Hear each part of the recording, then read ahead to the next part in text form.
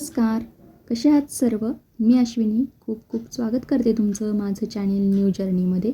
कालचा व्हिडिओ तुम्ही पाहिलाच असेल, तो पार्ट 4 होता आणि आज जो येतो तो पार्ट 5 आहे. म्हणजेच तुम्ही आत्तापर्यंत 4 पार्ट पाहिले आहेत देखाव्यांचे. तर ते जे 4 पार्ट आहेत म्हणजे 4 देखावे आहेत ते आम्ही एका दिवसात पूर्ण केले. त्यांना पण जवळजवळ नाही म्हटला तरी 12-12:30 त्या दिवशी वाजलेच होते. 12:15 तरी झालेच होते घरी येऊपर्यंत आम्हाला.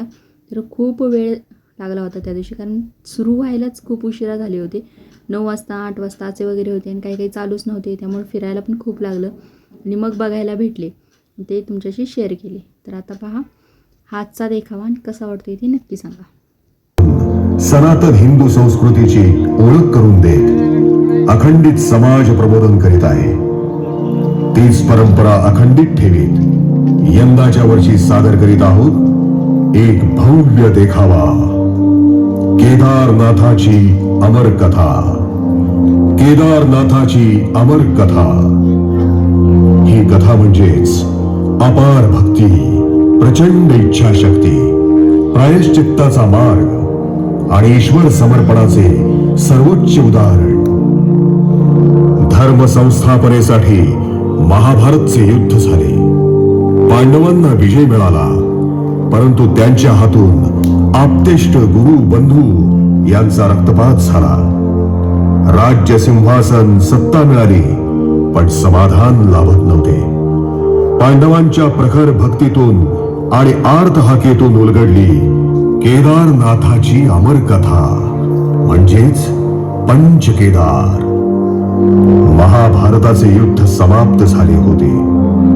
युधिष्ठिर आपल्या 4 भावंडांसोबत श्रीकृष्णाच्या भेटीस येतात. हे धर्मराज, आज अधर्मावर धर्माचा विजय झाला. माधवा, आपल्या सहकार्याशिवाय हा विजय असंभव होता.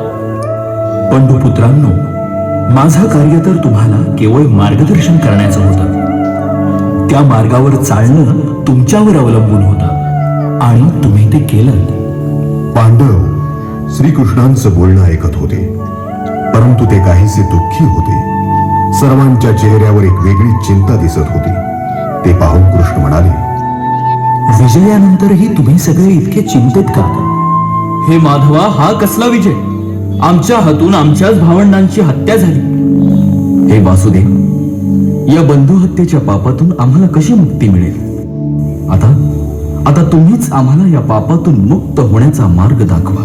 कुंती सुतांनो, यावर एकच उपाय, देवादिदेव महादेवांना शरण जाणं. केवळ महादेवच या पापातून तुमची मुक्तता करू शकतील. परंतु काय माधवा? पार्थ, तुम्हा पांडवांवर महादेव अत्यंत कोपले. हे गोविंद, मग आम्हाला या पापातून मुक्ती कशी मिळेल? मुक्ती तर केवळ महादेवच देऊ शकतात, परंतु आता ते मूळ स्वरूपात प्रत्यक्ष दर्शन देत नाहीयेत.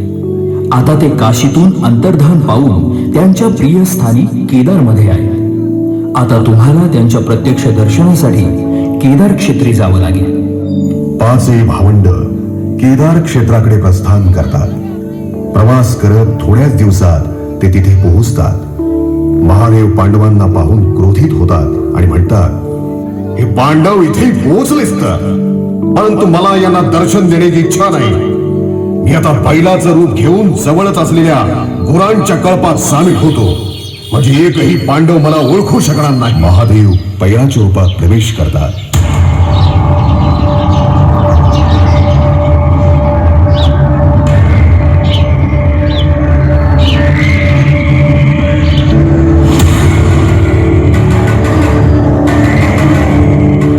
आणि बाजूला गुरांच्या कळपात जातात. एकीकडे पांडव मात्र महादेवांना शोधत असतात.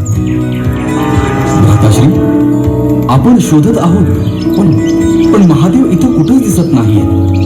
माधव तर म्हणाले होते की महादेव इथंच असतील, तरीही ते आपल्याला का दिसत नाहीयेत? तेवढ्या भीमाची नजर जवळच सरत असलेल्या गुरांच्या कळपाकडे जाते. त्यात एक बैल इतर बैलांपेक्षा अत्यंत वेगळा दिसत होता. तो बैल पहा. तो बैल तुम्हाला इतर बैलांपेक्षा वेगळा वाटत नाहीये का? होय भ्राताश्री, हा बैल वेगळाच तर.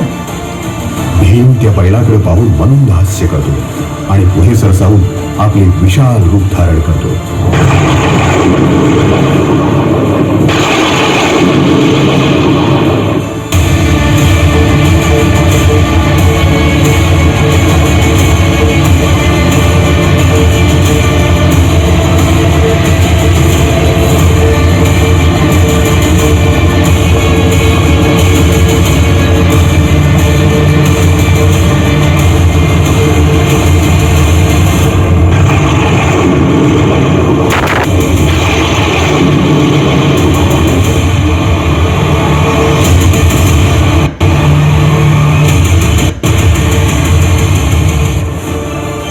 मला ज्ञात झालं की आपल्याला भ्रमित करण्यासाठी भोलेनाथांनीच बैलाचं रूप धारण केलंय.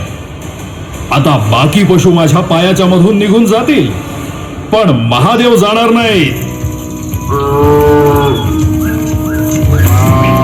आणि झालंही तसंच. सर्व गुरे भीमाच्या पायामधून जाऊ लागतात, परंतु बैलाचं रूप घेतलेले महादेव मात्र तिथेच थांबले.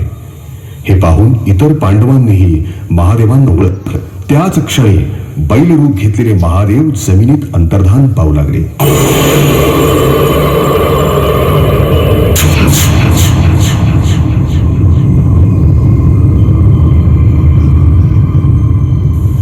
तेवढ्यात भीमाने आपल्या शक्तीने त्या बैलाचे वशिंड धरले.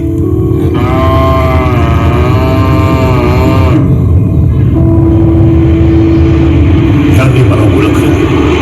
आता मला या पांडवांना दर्शन द्यावंच लागेल. महादेव आपल्या वास्तव रूपात प्रगट होता.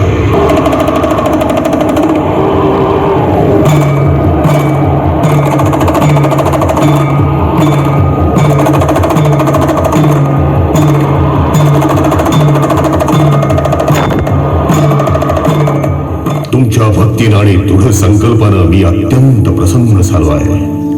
मी तुम्हाला भ्रातृ हत्येच्या पापातून मुक्त करत आहे. कोटी कोटी प्रणाम महादेव. आपल्या दर्शनाने आणि आपण केलेल्या पापमुक्तीमुळे आम्ही खरेच धन्य झालो. इतक्यात तिथं भगवान श्रीकृष्णही प्रकट होता. हे महादेव, आपण भूमीत अंतर्धान पावत असताना आपल्या पाठीचा भाग इथं स्थापित झाला. त्यामुळे युगयुगांपर्यंत या क्षेत्राला केदारनाथ म्हणून ओळखलं जाईल. धडावरील भाग काठमांडू क्षेत्र इथं प्रकटल्यानं तिथं पशुपतीनाथ स्वरूपात तुमची पूजा केली जाईल. तसंच जिथं आपल्या भुजा प्रकटल्या तिथं तुंगनाथ रूपात, जिथं मुख प्रकट झालं तिथं रुद्रनाथ रूपात, तर जिथं जटा प्रकटली तिथं कल्पेश्वर रूपात, आणि जिथं नाभी प्रकटली तिथं मदमहेश्वर रूपात तुम्हाला पूजलं जाईल. म्हणूनच या क्षेत्रांसोबत केदारनाथला पंचकेदार म्हटलं जातं. धन्यवाद. हा होता श्रीमंत बाल गणेश मित्र मंडळ यांचा देखावा. केदारनाथाची अमर कथा म्हणजेच पंचकेदार. आजचा व्हिडिओ पूर्ण पाहिल्याबद्दल तुम्हा सर्वांचे मनापासून धन्यवाद. असाच तुमचा सपोर्ट कायम असू द्या. कसा वाटला हा देखावा कमेंटमध्ये नक्की सांगा. उद्या भेटूच आपण पार्ट 6 सोबत. आणि आता हा गणपती पहा, एवढा अप्रतिम छान मूर्ती होती नाही, मला तर खूपच आवडली. तुम्हाला कशी वाटली नक्की सांगा. धन्यवाद.